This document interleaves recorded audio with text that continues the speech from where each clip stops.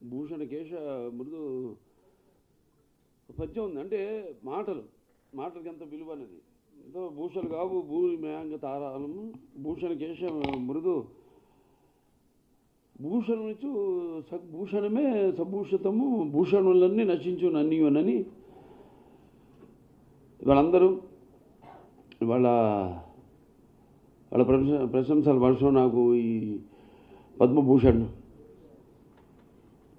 వచ్చిన సందర్భంగా, అంటే పద్మభూషణ్ నన్ను వరించిన సందర్భంగా, ఎందుకంటే నేను ఎప్పుడేమీ ఆశించను జీవితంలో, నా పనిని నేను చేసుకుంటూ వెళ్ళిపోతుంటాను.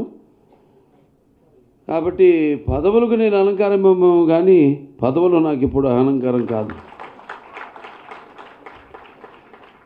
ఎందుకంటే ముందుగా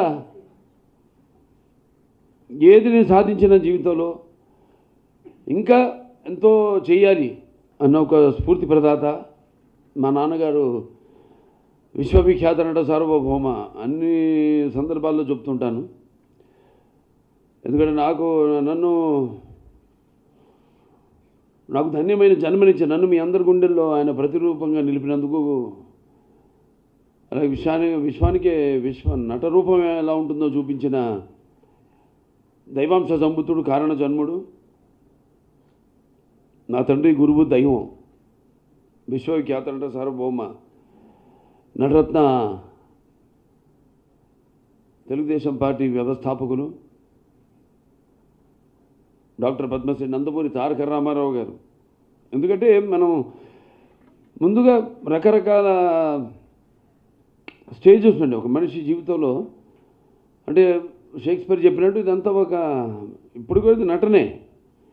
అంటే పుట్టినవాడు గిట్టక బాగా తప్పదు.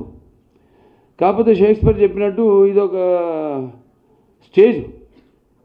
దేవుడు ఆడించే మనం సృష్టించిన పాత్రలు ఎవరు వాళ్ళ పాత్రని బాగా పోషిస్తే వాళ్ళ రంగాల్లో వాళ్ళు రాణిస్తారు. ఇదిగో ఇటువంటి పద్మశ్రీలు కానివ్వండి, పద్మభూషణ్లు కానివ్వండి, పద్మవిభూషణ్లు కానివ్వండి, లేకపోతే గ్యాలంటరీ అవార్డ్స్ కానివ్వండి, అవి వెతుక్కుంటూ వస్తాయి వెనకాలే. సో అలా ఇందాక మాటల్లో ఎవరు అన్నప్పుడు అన్నారు నాకు వచ్చింది పద్మభూషణ్, ఏదైతే